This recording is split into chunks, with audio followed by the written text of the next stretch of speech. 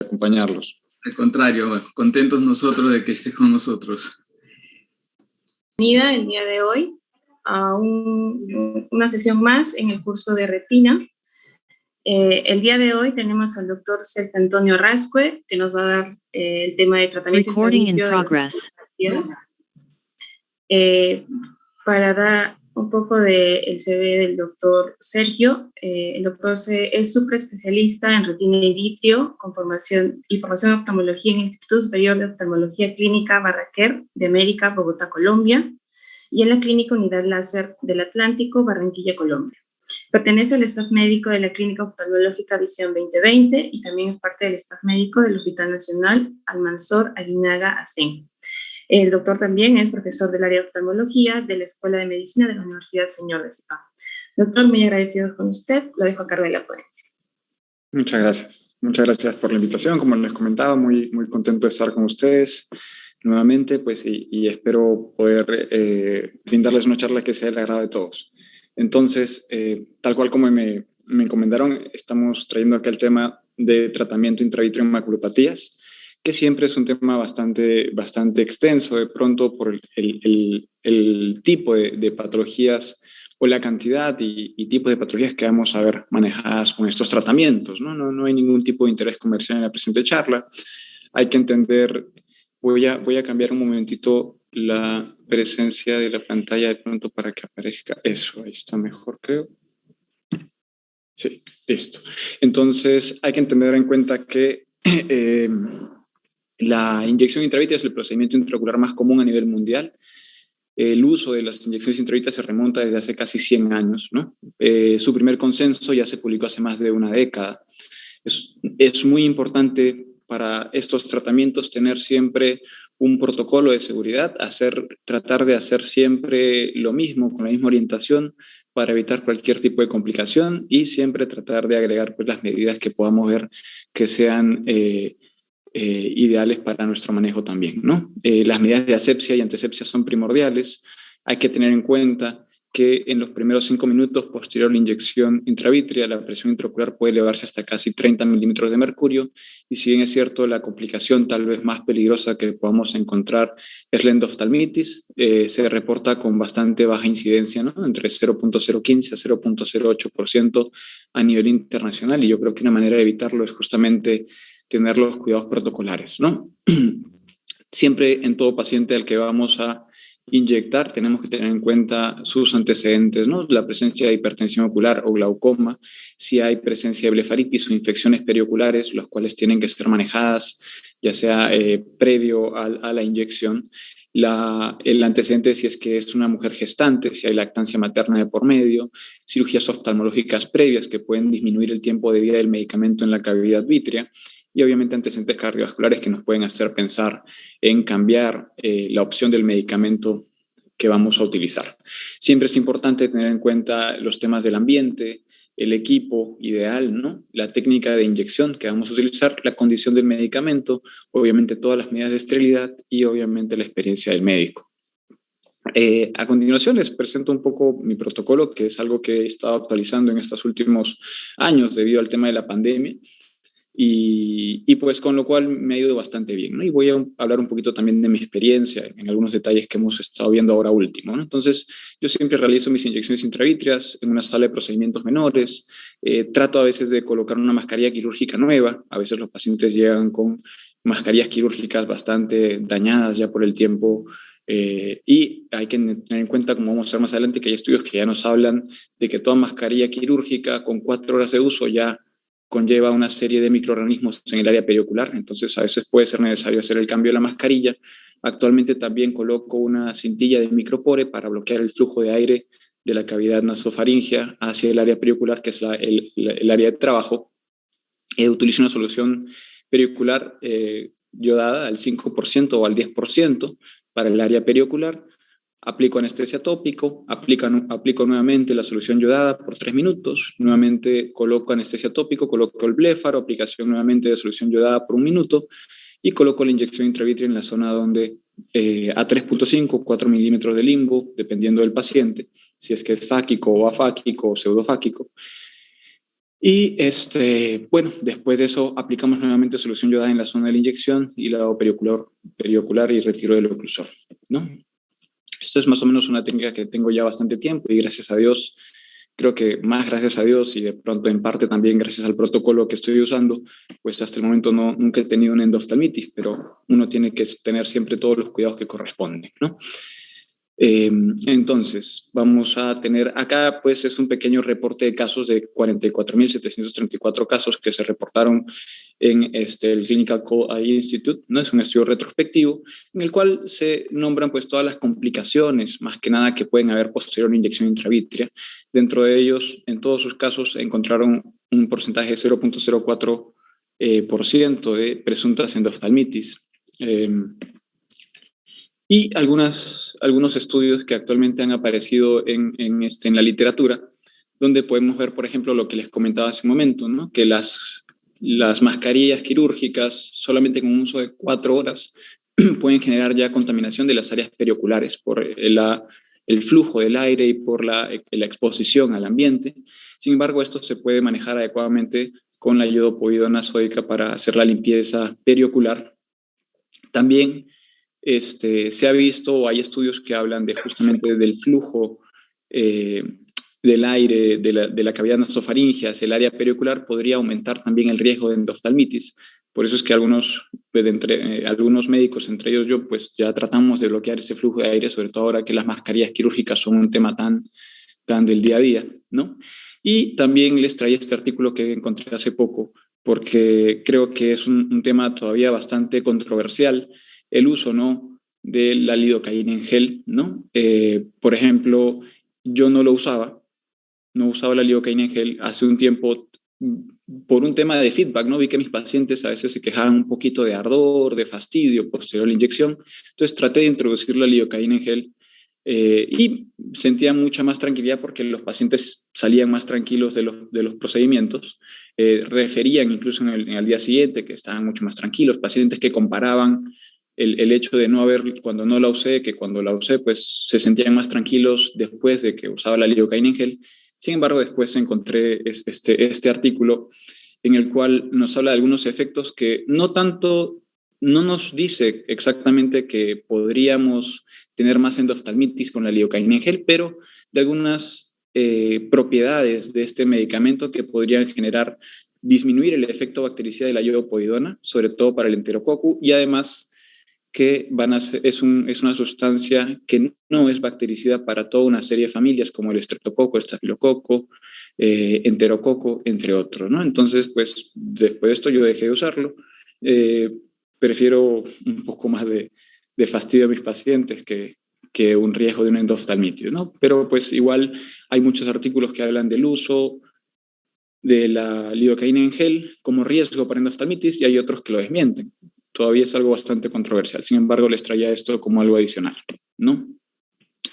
También justo ayer se publicó esto en el Ophthalmology, que es un análisis, ¿no?, del IRIS Registry Database, donde nos hablan de casi 4.206.234 inyecciones intravítreas que se han colocado en todo el tiempo de la pandemia, y a pesar del uso universal de la mascarilla quirúrgica, no se ha visto un incremento en los riesgos de endoftalmitis, ¿no? También, pues, para tenerlo en cuenta, porque muchas cosas se dicen, sin embargo, al final lo que uno decide tomar en cuenta para incluir en sus protocolos puede ser importante y a veces puede librarte de algún proceso.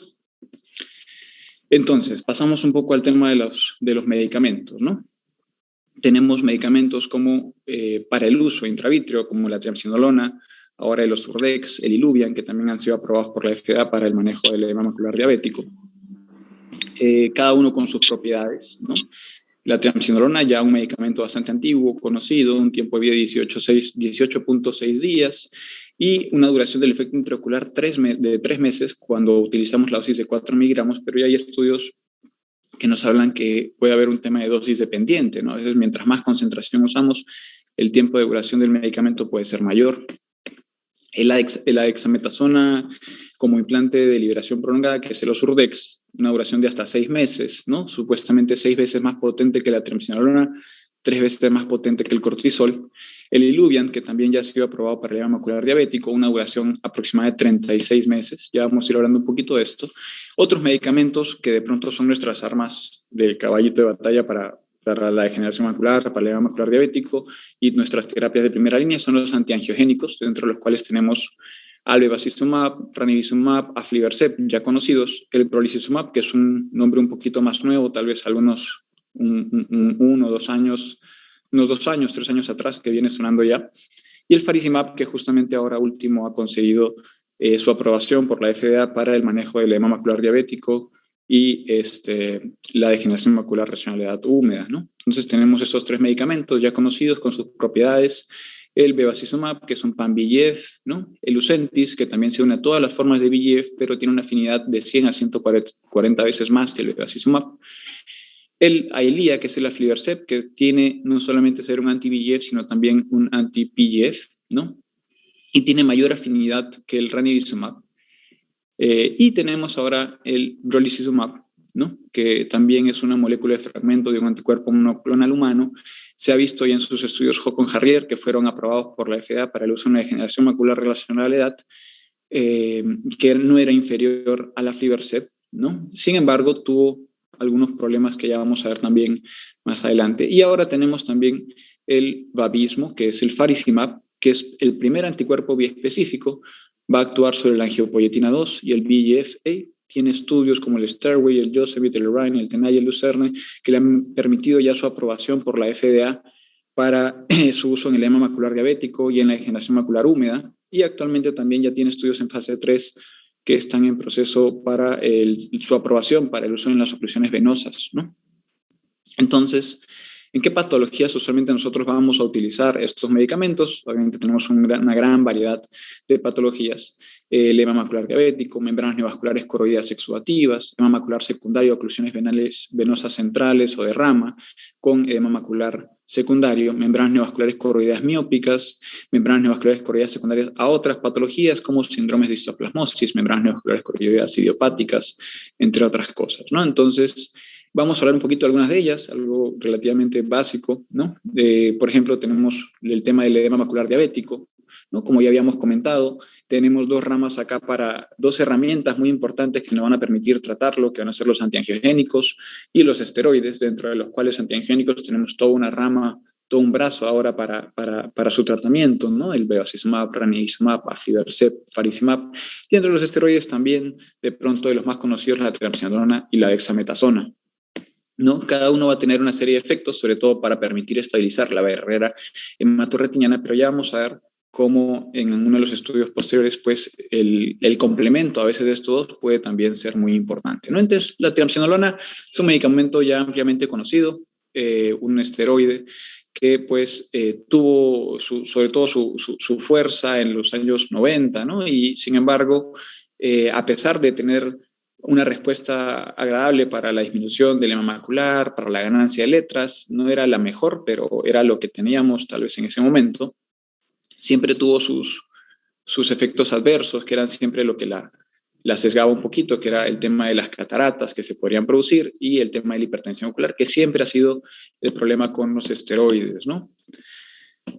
Y pues tenemos los antiangiogénicos, ¿no? Dentro de ellos el Avastin, ranibizumab, aflibercept, de los cuales ya tenemos una gran cantidad de estudios, de los cuales ya tenemos muchos estudios incluso comparativos, donde podemos ver tal vez en un tema de relativamente sencillo, como es el cuadro que les traigo acá, cómo a medida que vamos cambiando del anti-VEGF, del bevacizumab al ranibizumab, al aflibercept, tal vez las ganancias de letras podemos esperar un poquito más de buenos resultados con estos medicamentos, ¿no? 43% de los pacientes mejoran 15 letras en 2 años, obviamente en tratamientos mensuales. Lucentis, ranibizumab, también 46%, va aumentando, ¿no? De 43 a 46, 15 letras en 2 años, y de 46 a 58 con el aflibercept, con una mejoría de 15 letras en 2 años. Hay que tener en cuenta también que si es que tenemos pacientes que tal vez tengan agudezas visuales menores de 20-50, para abajo, ¿no? Podemos esperar incluso mejores respuestas con el aflibercept que con cualquiera de los otros 2 medicamentos, según lo que encontramos en el protocolo T. El Osurdex, ¿no? también nos permite una ganancia casi de 15 letras en el 23.3% de los pacientes con ojos pseudofáquicos, ¿no? Según el Meta-Study. Sin embargo, a pesar de que si uno dice, bueno, el porcentaje es mucho menor que con los antiangiogénicos, ¿no? Y lo cual, según este estudio, pues sí, así es. Pero acá hay un tema importante y es que siempre se utiliza el Osurdex como una terapia de rescate, ¿no? Entonces, usualmente va a ir usado en aquellos pacientes que ya han estado siendo multitratados con anti-VEGF, que no han tenido buenas respuestas, y todos sabemos que el tiempo a veces es primordial. Mientras más tiempo dure el edema macular, mayor daño va a haber de todo el neuroepitelio, los fotorreceptores.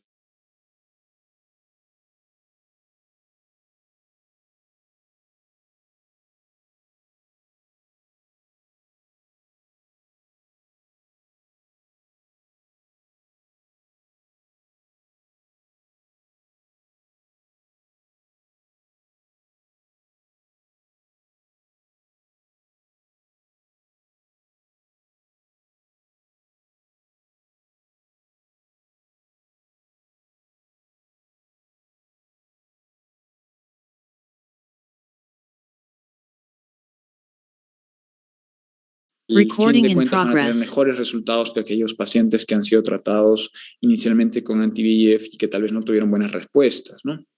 No quiere decir que uno es mejor que el otro, sino que tal vez, como vamos a ver más adelante, existe un tema de complemento, ¿no? Porque la cascada de inflamación en todo el tema del edema macular diabético es bastante compleja. El Iluvien, que es otro medicamento que también ha demostrado una ganancia de más de 15 letras a lo largo de 36 meses, casi 28.7%, pues no tenemos mucho acceso a ese medicamento acá. Y pues acá les traigo un poco el tema del faricimab, ¿no? Que pues para el edema macular diabético se aprobó a través de los estudios Yosemite y Rhine, y justo vemos como en sus brazos Q8, que es cada 8 semanas después de las primeras 6 dosis mensuales, y en el brazo del PTI, que es una dosis personalizada, prácticamente un treatment extend, que emplearon para también una segunda rama de este brazo faricimab, vemos que es muy equiparable a los resultados del aflibercept. Entonces se demostró la no inferioridad del medicamento, lo que permitió su aprobación, ¿no? Acá vemos el cuadrito de cómo se produjeron, cómo se dio el tema de las inyecciones. Faricimab en el brazo de Q8 se colocaron 1, 2, 3, 4, 6 inyecciones mensuales para después pasar a cada 8 semanas, ¿no? Y después en el otro brazo, en el que fue personalizado, se colocaron 4 inyecciones mensuales para pasar luego al treatment extend. Y finalmente en la aflibercept se colocaron 5 inyecciones mensuales para después pasar también a cada 8 semanas, a cada 2 meses.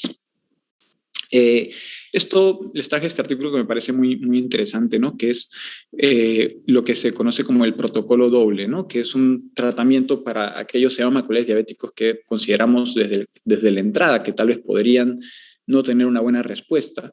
Es un estudio en el cual se inyecta de manera inicial en el mismo acto, muchas veces en el primer acto se inyecta Osurdex y Lucentis, ¿no?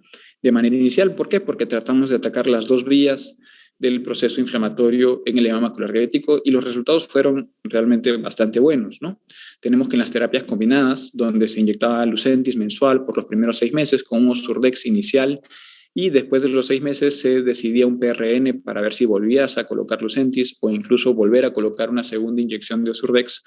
Se conseguían ganancias de 21.6 letras versus 9.6 letras con la monoterapia solo con Lucentis, ¿no?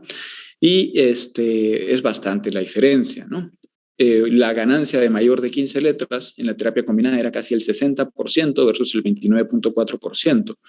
Y obviamente la reducción del grosor foveal también fue bastante más, un resultado mucho mejor con la terapia combinada versus la monoterapia. Entonces yo creo que no he tenido todavía la oportunidad de realizar esto por diferentes temas, ¿no? Que a veces no es fácil conseguir el paciente que pueda acceder a estos dos medicamentos de entrada, pero pues yo creo que es una herramienta bastante importante y yo creo que hay casos que debemos considerarlo. Bueno, pasamos después a lo que vendría a ser la degeneración macular húmeda, donde también tenemos los antiangiogénicos, sobre todo como nuestra primera arma, ¿no? El bevacizumab, ranibizumab, aflibercept, brolucizumab, en este caso que es aprobado por la FDA. El bevacizumab tiene un gran número de estudios que ya prueban su efectividad para este tipo de tratamientos, desde sus estudios en los cuales se enfrentaba a el verteporfin, hasta sus estudios en los cuales ya se compara con Lucentis, con aflibercept. Igual ranibizumab, Lucentis también tiene sus estudios que ya han probado su efectividad. Incluso acá tenemos el ANCHOR, el MARINA, donde se demuestra justamente unos mejores resultados en la ganancia de 15 letras con el ranibizumab versus el verteporfin, ¿no? 40.3 versus 5.6. En el MARINA también lo mismo, ¿no? Un resultado de más de 15 letras, 33.3% versus esto sí es un sham, o sea, un placebo, 3.8%. Entonces, demostró su efectividad, ahora ya está en el mercado, lo utilizamos de manera frecuente. El aflibercept, el Eylea también es un medicamento ya conocido que también ha demostrado pues su no inferioridad ante el ranibizumab en los diferentes estudios, sobre todo en el VIEW1, el VIEW2. Hay temas muy importantes en lo que es la costo-efectividad, ¿no? Siempre tenemos ahí un detalle importante en cuanto a los costos. Ya hay mucha literatura que nos habla de la costo-efectividad del bevacizumab con respecto, en comparación al aflibercept, al ranibizumab, ¿no? En grandes cantidades, y que justamente el bevacizumab ha sido un medicamento que, a pesar de no estar aprobado por la FDA, ha permitido salvar de la ceguera tal vez a muchas personas a nivel mundial, ¿no? Entonces, sí tenemos que esto es un mensaje que me parece muy importante, que nos habla sobre cómo ha cambiado el manejo de estas patologías, tanto el bevacizumab como la terapia guiada por OCT. Hay que tener en cuenta siempre que en lo que son los anti-VEGF en degeneración macular relacionada a la edad húmeda, tenemos esquemas de tratamiento, ¿no? Lo primero que se utilizaba era el esquema de tratamiento PRN, Prorenata, que era justamente un tratamiento reactivo, un esquema reactivo.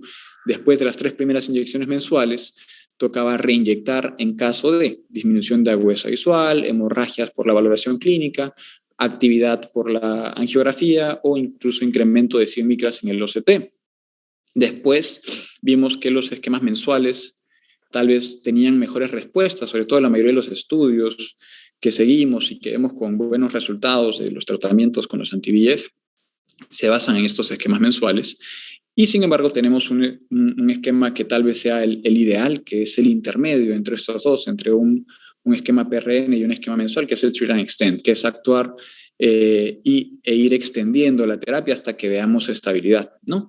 Y que justamente se basa en aplicar una dosis mensual hasta poder secar el fluido macular, sobre todo los quistes intrarretinianos, y espaciar cada 2 semanas, obviamente, en cada control con una inyección, con una tomografía y un fondo de ojo, ¿no? Entonces, si surge fluido en los exámenes, tenemos que aplicar TAE y en la siguiente dosis regresar 2 semanas previas al tratamiento, lo que nos haría pensar que estábamos en el punto en el cual la membrana no tendría que volverse a reactivar, ¿no? Entonces, ¿cuáles son los criterios para continuar con la extensión?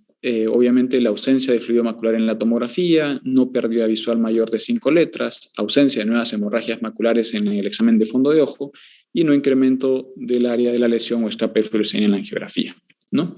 Y pues tenemos acá, justamente les quería traer este tema, pues el brolucizumab, que es el medicamento que habíamos comentado, que pues llegó a ser aprobado por la FDA para su uso en la degeneración macular relacionada a la edad húmeda, al no demostrar inferioridad frente al aflibercept. Sin embargo, pues se empezaron a dar una serie de casos en los cuales estos pacientes que eran tratados con el brolucizumab presentaban procesos inflamatorios intraoculares, dentro de ellos incluso oclusiones vasculares, arteriales y venosas, y lo que llevó a frenar un poco la llegada de este medicamento. La gente pues tuvo mucho cuidado, trató de evitar su uso. El porcentaje más o menos reportado de este tipo de efectos adversos es del 4.4%, que no es un efecto demasiado alto, no es abismal, lo que permitió que la FDA decidiera darle su aprobación el año pasado a pesar de este efecto adverso, y ellos solo tuvieron que incluir su efecto adverso dentro de sus regulaciones y pues con esto la FDA les volvió a dar la aprobación porque lo habían suspendido. Sin embargo, obviamente uno tiene que tener en cuenta que esto puede suceder y pues no sé, yo no lo pondría, creo, me daría miedo. Entonces, después tenemos este medicamento que está llegando nuevamente ya al mercado, que ya ha sido aprobado también por la FDA, el faricimab, que es un medicamento que yo creo que tiene muy buena proyección.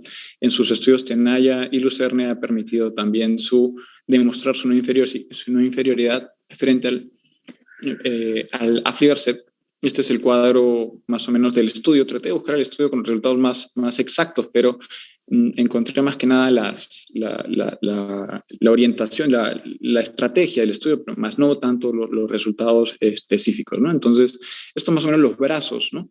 Donde encontramos que el faricimab, después de las 4 primeras dosis iniciales, se empieza a hacer un espacio de 2 meses, ¿no? Q8, y después mantiene un espacio de Q8, mantiene un Q16 en uno de sus brazos, un Q12 en el otro brazo y un Q8 en su tercer brazo, ¿no? Después de las primeras 4 dosis mensuales. Y con esto demostró su no inferioridad al aflibercept, ¿no? Después tenemos el tema de las soluciones venosas retinianas, que también es muy importante, en el cual tenemos también las 2 ramas, ¿no? Los antiangiogénicos y los esteroides que podemos utilizar para el manejo de estos edemas maculares, ¿no? Dentro de ellos el bevacizumab, ranibizumab, aflibercept.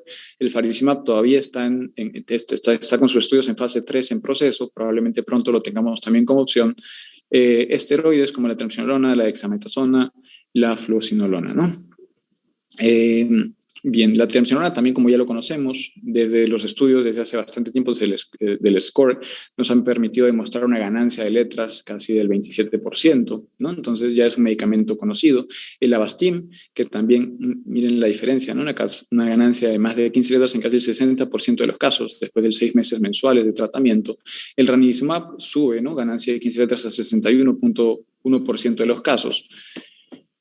Y el aflibercept, pues, que demostró su inferioridad con el Copernicus, 55.1, 55.3, 49.1 en la población, más de 15 letras en las 24, 52 y 100 semanas, ¿no? La inyección, listo. El Osurdex, que sigue siendo también una herramienta que podemos utilizar en este tipo de casos, demostró en el estudio Jenner una ganancia de más de 15 letras en el 41% de sus casos, ¿no? Y finalmente estaría acá el tema también de otra de las patologías más frecuentes que podemos encontrar y que pueden necesitar nuestro tratamiento, que van a ser las membranas neovasculares corroídas miópicas, en las cuales tenemos esas 3 herramientas, el bevacizumab, ranibizumab y el aflibercept como herramientas para su manejo. Ya hay muchos estudios que nos han demostrado justamente estas membranas neovasculares miópicas suelen tener una buena respuesta inicial a las primeras inyecciones, ¿no? Incluso en el aflibercept se habla de solamente una dosis dentro de su manejo como para frenar la actividad de la enfermedad. Sin embargo, a veces uno por precaución pues toma la opción de colocar más inyecciones, por lo menos las 3 dosis mensuales y evaluar, que es lo básico, ¿no? Usualmente yo por lo menos cuando trato membranas neovasculares miópicas con bevacizumab suelo colocar mis 3 dosis y la respuesta. Bueno, eso es todo lo que les tenía para hoy. Gracias, ya terminé. Y muchas gracias por la atención. Okay. Muchas gracias, doctor Sergio.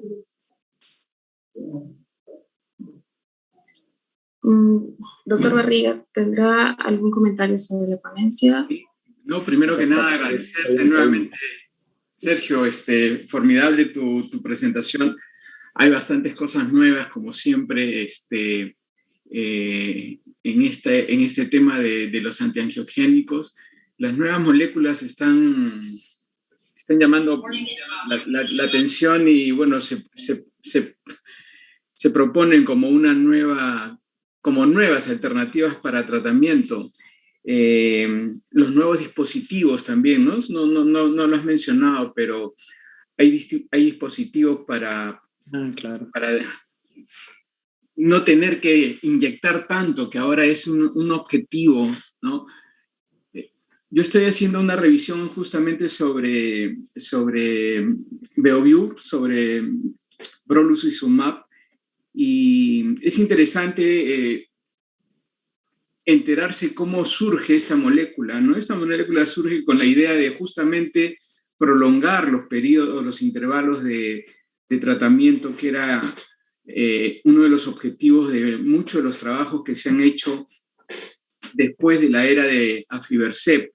Una vez que aflibercept se afianzó en el mercado, el siguiente objetivo fue tratar de extender un poco más los intervalos de tratamiento y brolucizumab nace con esa intención, ¿no? Así es. Que en parte lo logró porque brolucizumab logra efectos bastante buenos, o sea, una eficacia muy buena en secar las membranas y disminuir la neovascularización.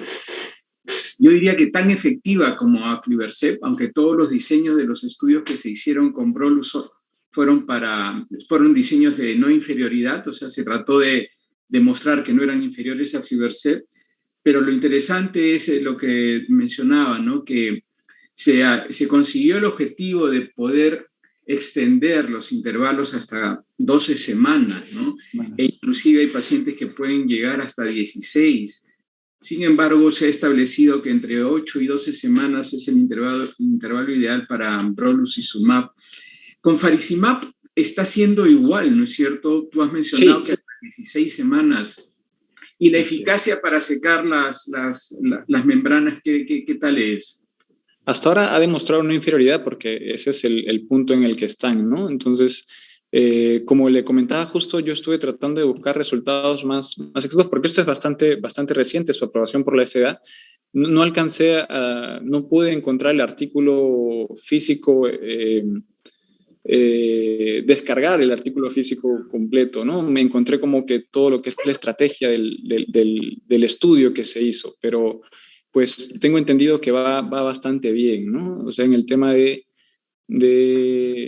alcanzó pues a no demostrar la inferioridad, sí. Pero me parece que sí, justamente ese tema de la extensión es justamente lo que se está buscando, ¿no? Y llegar a 16 semanas, tal vez 12 semanas pueda ser el tiempo en el cual queden en la mayoría de los casos como el tratamiento ideal, ¿no?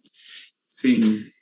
El único detalle que yo le digo siempre es que igual siempre toca inyectar, ahora están proponiendo 4 dosis mensuales, ¿no? O sea, ya no son 3, sino proponen colocar 4 dosis mensuales para poder empezar a extender. Entonces, bueno, siempre es una opción. Mira, vamos a ver cómo va en el tiempo. Nos ha enseñado que este es un número relativo y es bueno que los chicos lo sepan, ¿no? Cuando uno, por ejemplo, mi experiencia con el tratamiento de edema macular diabético ha sido bastante diferente que el de los ensayos clínicos, y lo que pasa es que en la vida real, pues, las situaciones son muy diferentes a las que pasan en los ensayos debido a la forma como se seleccionan los pacientes, ¿no? Y a mí me ha pasado que a pesar de que pacientes que he tratado no hubieran cumplido con el protocolo para selección, para reclutamiento de pacientes para un ensayo clínico de los que se hacían, de los que se hicieron para aflibercept, para Lucentis en edema macular diabético, eran pacientes que no cumplían con eso. Me he dado con la sorpresa que a veces no ha sido necesario llegar a las 3 dosis de carga para conseguir un secado importante del edema macular, cambiando pues por completo el concepto de que necesitas las 3 dosis de carga y si no las pones no estás cumpliendo, pero yo creo que hay que ser un poco flexibles con uno mismo, teniendo en cuenta además los riesgos y el precio que cuesta poner estas inyecciones, porque los protocolos están para guiar, es verdad, pero no necesariamente para cumplir. También me ha pasado lo contrario, me ha pasado que pacientes con más de 4 y hasta 5 dosis mensuales no terminan de secarse nunca. Eso me ha pasado, por ejemplo, con obstrucciones vasculares, con edema macular por obstrucción de vena central de retina, que nada, no seca, hasta que un buen día a la 6ª dosis, ¡pum!, amanece seco y ¿qué pasó? No se sabe, pero ahí está la experiencia, ¿no? Entonces, claro.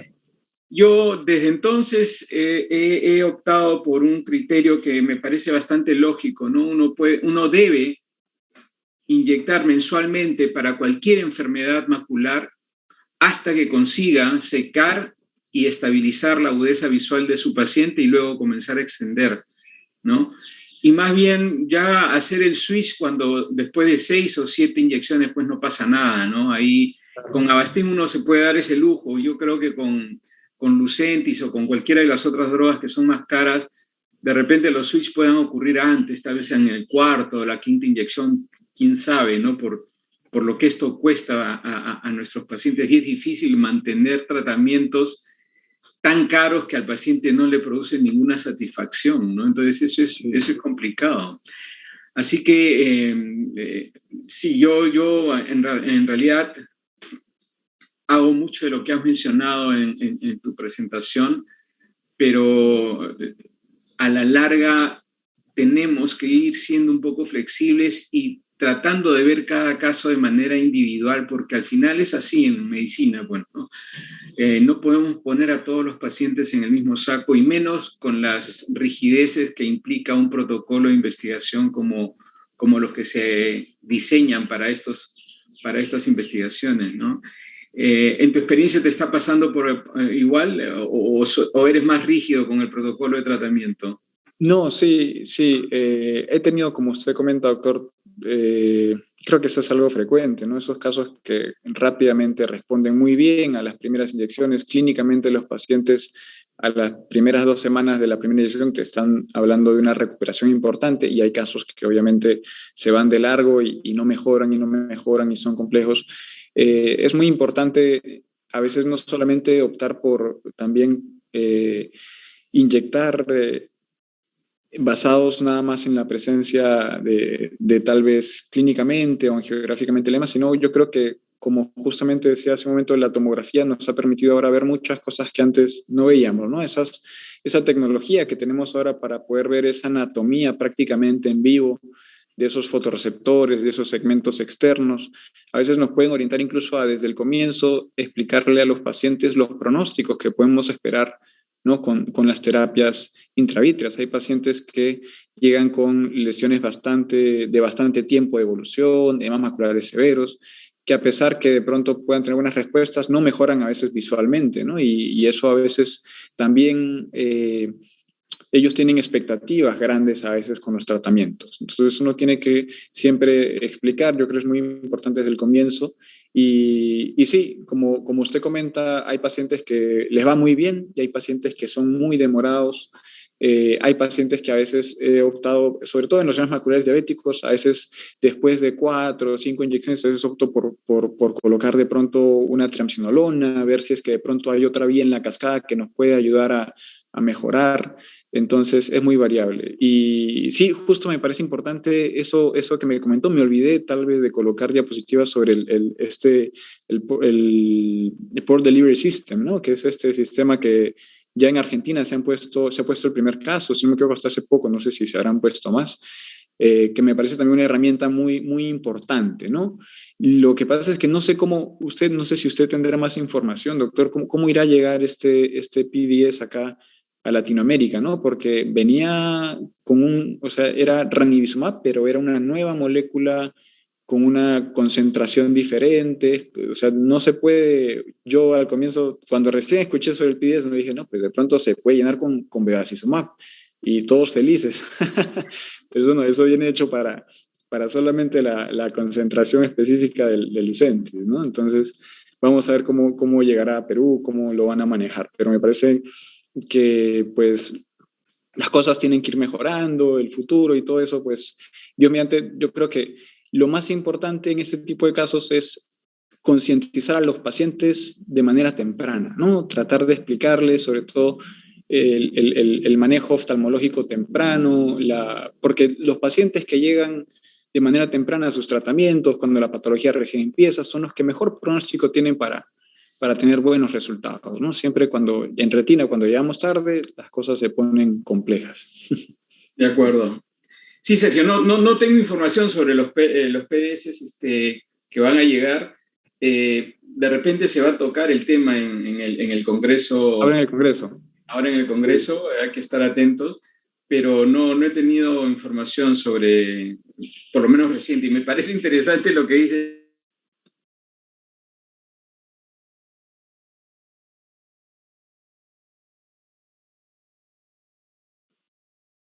Sí. Se congeló, creo. La información, pero Sí, resulta interesante. Sí, Ok, sí. creo que tenemos otras preguntas en el chat, Andrea. A ver. Sí, Barriga, tenemos unas preguntas y que vamos a empezar a leerlas. A ver, tenemos una pregunta. Además de la endoftalmitis, ¿cuál es la complicación más frecuente que se puede presentar? Claro. Mira, lo más frecuente son justamente esa irritabilidad del paciente por la solución yodada, que puede generar ardor, fastidio. Las hemorragias subconjuntivales también son bastante frecuentes. Hay pacientes que se asustan mucho. Uno tiene que a veces advertirle al paciente si es que llegó a ver, o a veces incluso no las ves en el procedimiento total, pero al día siguiente llega con el ojito rojo. Entonces, advertirle al paciente que eso puede suceder para tranquilizarlo, porque la mayoría de complicaciones fuera de una endoftalmitis tienden a ser procesos bastante leves que mejoran rápidamente. La abrasión corneal también a veces o las queratitis producto de la exposición también pueden fastidiar inicialmente, ¿no? Sí, Sergio, ahí me gustaría puntualizar que en realidad cuando uno revisa todos los ensayos que han investigado seguridad del producto, están haciendo, los últimos por lo menos, están haciendo las atingencias de que hay efectos producidos por la misma inyección, o sea, la técnica es la que causa lo que has mencionado tú, la abrasión corneal, claro, las hemorragias. No es tanto la droga la que produce esto, sino la técnica de inyección. Y vale la pena comentarlo, porque en realidad con cualquier cosa que se inyecte al ojo, todos estos síntomas se pueden presentar, ¿no? Inclusive catarata, fíjate, ¿no? Tocas el cristalino y no es por culpa de la droga, es por culpa de la técnica la aguja, ¿no es cierto? Entonces, eso por un lado. Y por otro lado, la otra cosa interesante es, justamente a raíz de brolucizumab, es la intención de no perder de vista al paciente que es intervenido con una inyección intravítrea en los siguientes 3-4 semanas, y si es posible un poco más, porque los efectos debidos a la misma droga, y sobre todo cuando tienen que ver con inflamación intraocular, se pueden presentar a veces hasta después de 6 meses de ocurrida la inyección. Y entonces, claro, ¿por qué hay que seguirlos? Porque también se ha demostrado que mientras más pronto trates un efecto adverso, como podría ser una endoftalmitis, por ejemplo, más seguridad hay de revertir el problema y recuperar la visión del paciente, que en realidad esa debería ser nuestro objetivo en el manejo de los efectos colaterales de una droga que causa daño a la visión, ¿no? Que causa disminución de la agudeza visual. Entonces, aquí el mensaje es que no hay que, a pesar de que estamos poniendo muchas inyecciones, desgraciadamente debemos hacer un seguimiento muy prolijo de nuestros pacientes, porque mientras más pronto detectemos una inflamación intraocular o una endoftalmitis, en el peor de los casos, y más rápido la tratemos, más probabilidades hay de recuperar al paciente. Y en brolucizumab, por lo menos se ha mencionado que la intervención rápida, oportuna, temprana, recupera la visión de los pacientes que fueron inyectados y desarrollaron inflamación intraocular, ¿no? A nosotros nos ha pasado a cosas curiosas tratando de hacer este seguimiento. Con el doctor Céspedes en el servicio, llegamos a ver a una paciente que desarrolló una endoftalmitis por una inyección de bevacizumab mucho antes de que hiciera hipopión o que hiciera una turbidez vítrea significativa. Esta señora era muy buena paciente, cumplía con sus encargos de venir a sus controles, y en ella pudimos detectar el inicio de una endoftalmitis que fue una inflamación intraocular severa con compromiso vascular importante, que le tomamos foto inclusive, y uno al ver la paciente recordaba esos casos que se reportaron en la literatura de vasculitis por uso de vancomicina en los pacientes que desarrollaban efectos adversos por la vancomicina en el tratamiento de la endoftalmitis. Claro. Bueno, esta paciente pues nos enseñó que es muy probable que antes de que el paciente desarrolle vitreitis o desarrolle hipopión por la endoftalmitis, por la infección que está ocurriendo, puede haber una reacción inflamatoria retiniana importante, severa, que se puede detectar solamente si uno sigue a su paciente pues muy seguido, ¿no? Sí. Y ese es el momento ideal para el tratamiento en realidad, porque en ese momento todavía no hay vitreitis, la visión no ha bajado tanto, pero ya le está molestando al paciente e intervenir en ese momento pues nos garantiza que vamos a poder revertir el problema mucho más rápido, ¿no? Pero, te repito, implicaría una carga de trabajo pues importante tomando en cuenta la cantidad de pacientes que inyectamos, ¿no? Doctor, Pero digamos, para que sepan, ¿no? Ahora que lo comenta, me gustaría de pronto preguntarle a usted con su experiencia, de pronto, cuando usted coloca las inyecciones, el seguimiento en el post-inyección, yo usualmente veo a mis pacientes al día siguiente, ¿no? Si todo está tranquilo, si los síntomas han mejorado, porque mejoran casi al 100% al día siguiente, ya no tienen ardor, no hay fastidio, a veces unas hemorragias subconjuntivales pequeñas, pero si es que todo está bien al día siguiente y la visión no ha disminuido en lo absoluto, en el fondo de ojos, todo tranquilo, pues simplemente lo programo para el siguiente mes. ¿Usted tiene algún seguimiento antes del siguiente mes? Más o menos lo mismo. ¿A los 15 días? No, Sergio, fíjate, en realidad yo por mucho tiempo escuché de colegas que tenían una gran carga de pacientes, entre ellos inclusive el doctor Roca, donde me decían, ¿no?, que él ponía la inyección y lo citaba a los 15 días, o bastante alejado, para el control. Y nosotros en el hospital, por las condiciones en las que trabajamos y porque lo permitía la organización que tenemos, generalmente nunca citábamos al paciente más allá de una semana, siempre lo veíamos dentro de la semana, temiendo siempre lo peor, ¿no? Para nosotros era muy importante tratar de no diagnosticar una endoftalmitis demasiado tarde, que es el riesgo que se corre uno cuando le dice al paciente venga dentro de un mes para su próxima inyección. Así es. Va a venir con el ojo lleno de hipopio. A menos que el paciente sea bien aleccionado y te sepa avisar que algo está pasando y que no es normal, más aún cuando el paciente ya ha sido inyectado antes, entonces sabe cómo es la evolución. En esos pacientes yo sí me daba a veces la alternativa de decirle, mire, usted ya sabe cómo es el postoperatorio, si todo sigue igual nos vemos en 2 semanas, pero cuando el paciente era nuevo, primera vez, nunca lo citábamos después de una semana, generalmente lo veíamos en el transcurso de la semana posterior a la inyección, ¿no? Y bueno, excelente. Como te digo, de esa manera hemos podido diagnosticar algunas veces endoftalmitis muy tempranas, ¿no? Muy rápidas, que han permitido tratarse exitosamente. Yo recomendaría eso, Sergio. Si tú tienes un paciente que te entiende y sobre todo ya ha recibido inyecciones anteriormente, uno puede explicarle lo que puede pasar y advertirle que cuando tenga un síntoma sugestivo de inflamación, de endoftalmitis, se venga de inmediato y no espere la cita que le hemos dado, ¿no? Claro, sí, eso es muy importante. La cosa sí es diferente, sobre todo si son pacientes mayores, añosos, que dependen de otras personas. A ellos sí les prefiero citar antes de la semana, porque siempre se corre el riesgo de que no te entiendan o que el paciente en realidad no comunique al acompañante y te quedas con una endoftalmitis tardía en el siguiente. Es lo más peligroso. Así perfecto. Perfecto. Muy bien. Bueno, gracias, doctor, por la respuesta. ¿Una otra pregunta, Andrea? Sí, doctor, tenemos varias preguntas. A ver, sí. La siguiente pregunta es, ¿en qué casos podría elegir iniciar con corticoides intravítreos en pacientes sin tratamiento previo en edema macular diabético?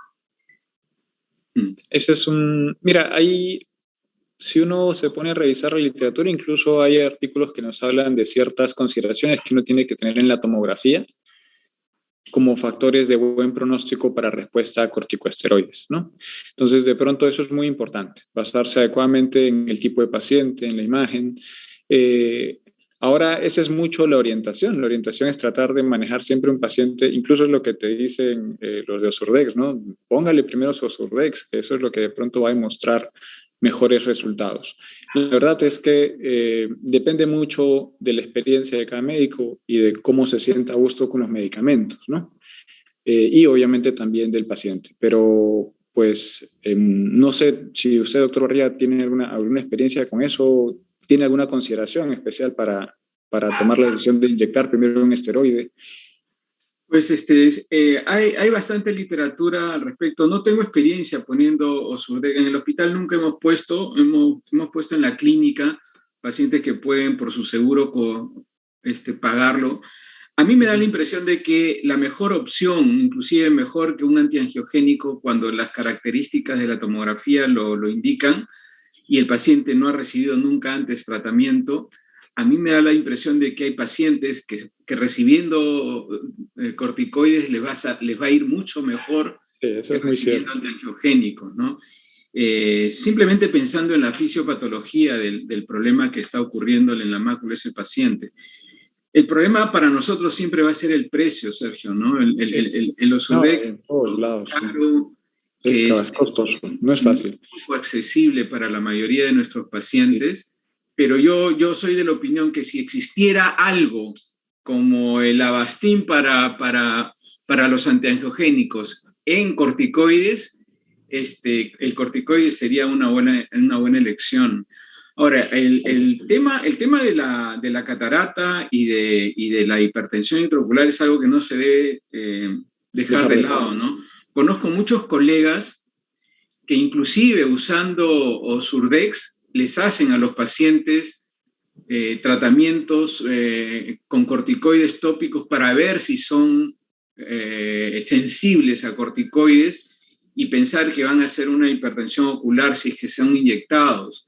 Hay colegas que descartan pacientes que son respondedores a corticoides con elevaciones de presiones muy importantes, los descartan de la inyección de Ozurdex, ¿no? A menos que hayan todas las posibilidades de poder operarlo, porque el otro tema con el Ozurdex es que una vez puesto, pues no hay forma de sacarlo fácilmente, si no es con una vitrectomía, así que el paciente se la va a pasar con el corticoide metido ahí todo el tiempo que dura, que son entre 3 y 6 meses, y las hipertensiones intraoculares en algunos pacientes son pues intratables, tienen que llegar a la cirugía, ¿no? Entonces, eso habría que prever antes, y una manera de hacerlo es haciéndoles, como te digo, el test de prednisolona tópico, ¿no? Para ver si se les eleva la presión antes de pensar en el tratamiento con Ozurdex, ¿no? Claro. Sí, eso me parece muy interesante. Yo no lo he hecho, pero me parece muy interesante ver el tema de los esteroides. Creo que eso es algo que voy a tener